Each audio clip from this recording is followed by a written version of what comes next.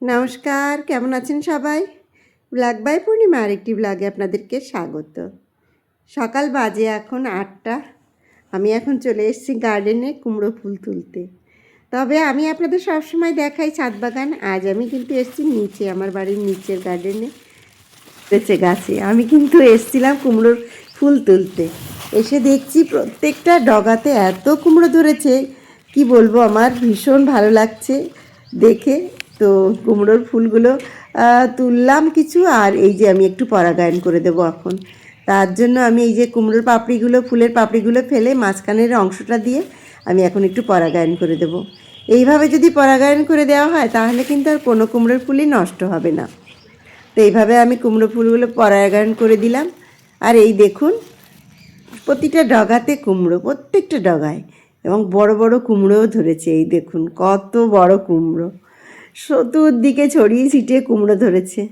এত কুমড়ো ধরবে গাছে আমি কখনো ভাবতেও পারিনি। এত সুন্দর কুমড়ো, আরও অনেক কুমড়ো ধরেছে ভেতরে ভেতরে রয়েছে পাতার নিচে।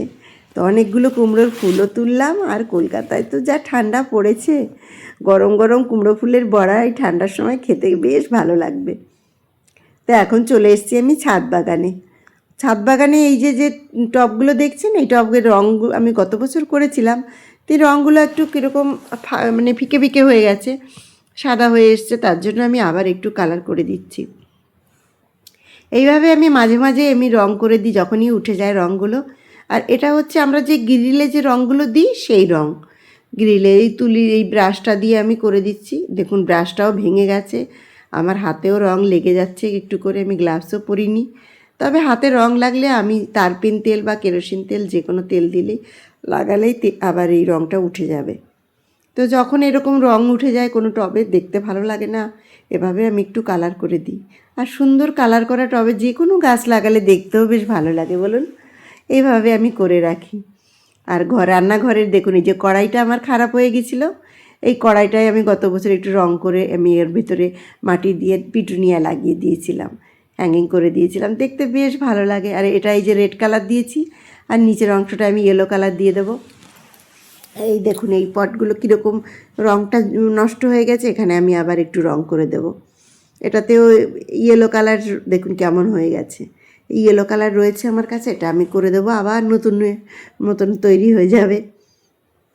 তো এইভাবে দেখুন আমি প্রত্যেকটা টবে এই যে রেড কালার করে দিয়েছি, এগুলো তো নতুন হয়ে গেল, আবার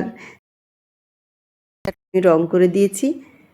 আর এটা হচ্ছিল সেই আমার ঘরের সর্ষের তেলের পট ছিল, সেটাকে কেটে আমি গত বছরই একটা ময়ূরের মতন করে দিয়েছিলাম। এর ভিতরে ফুল গাছও লাগিয়ে দিয়েছি। তাই দেখুন কালারগুলো কেমন একটু উঠে উঠে গেছে, রঙগুলো দেখতেও ভালো লাগছে না। তো এটাতেও একটু লাল রং করে দিলাম, এবার দেখতে বেশ সুন্দর লাগছে। এইভাবে ফেলে দেওয়া জিনিসগুলো ফেলে না দিয়ে টুকটাক একটু জিনিস বানিয়ে ছাদে রাখলে কিন্তু বেশ ভালো লাগে ছাদ বাগানটা। তা আমি যখন সময় পাই তখন আমি এগুলো সময় পেয়ে আমি এগুলো একটু করে নিই। আমার তো বেশ ভালো লাগে, জানি না আপনাদের কেমন লাগে। তো এরকম ছোট ছোট জিনিস দিয়ে আমি ছাদ বাগান সাজাতে বেশ ভালো লাগে। তো আমি এখন যাব একটু বাজার।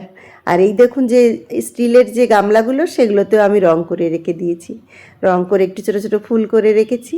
আর এইগুলো হচ্ছে রঙের বালতি, 10 টাকা দিয়ে আমি রঙের বালতি কিনেছিলাম, সেগুলোতে একটু রং করে দিয়েছি। চলে এসেছি বাজার থেকে নানান ধরনের চুনো মাছ, ছোটো মাছ কিনেছি। ছোটো মাছ খেতে আমার বেশ ভালো লাগে, বেলে মাছ, কই মাছ, ট্যাংরা মাছ, নানান রকমের মিক্সড মাছ কিনে নিয়ে এসেছি।